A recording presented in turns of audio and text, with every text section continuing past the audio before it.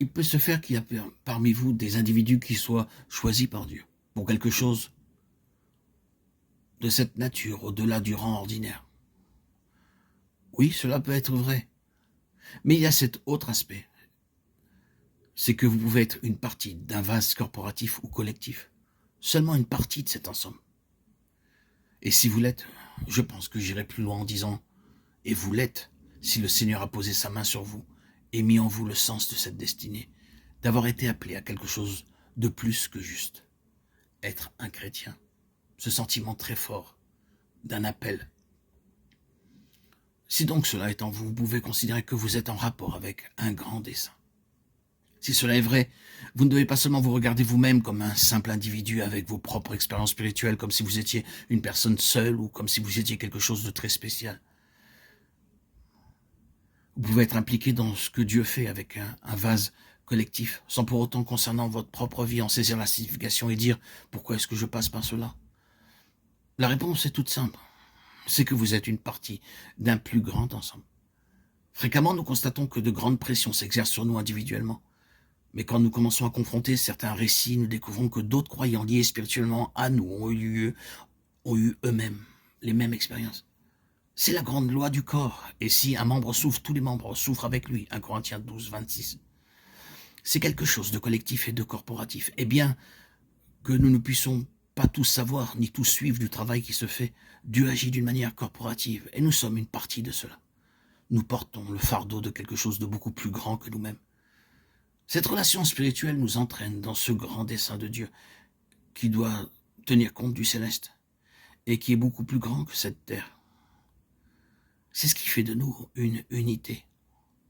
Ce n'est pas que nous nous joignons à une certaine chose, que nous avons notre nom sur un registre d'appartenance à ceci ou à cela, ni que nous nous reconnaissons publiquement comme membres d'une certaine société. Ce n'est pas cela.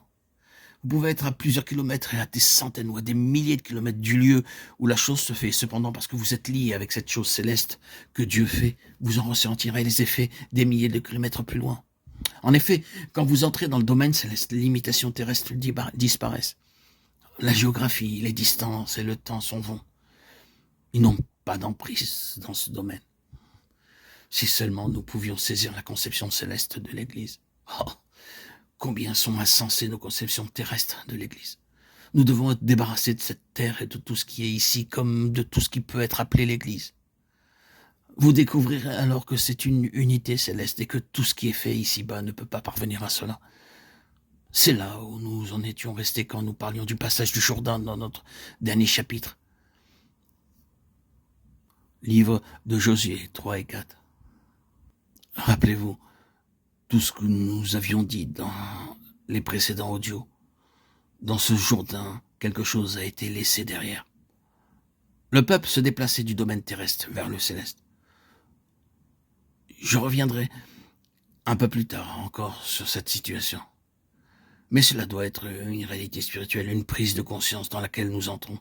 Nous ne pouvons pas toujours expliquer et comprendre pourquoi nous pouvons être dans un temps aussi mauvais. Mais l'explication céleste, c'est que nous sommes impliqués dans une chose qui est en relation avec le plus plein dessein de Dieu et que nous souffrirons ou que nous passerons par cette expérience de manière corporative. C'est merveilleux. Quand de temps à autre, nous rencontrons d'autres croyants avec lesquels nous expérimentons la communion spirituelle et que nous constatons qu'ils sont passés exactement par la même chose que nous avons vécue. Sublime et merveilleux. Le Seigneur leur a dit quelque chose et a fait quelque chose avec eux qui n'est pas ordinaire ni habituel, mais qui est céleste.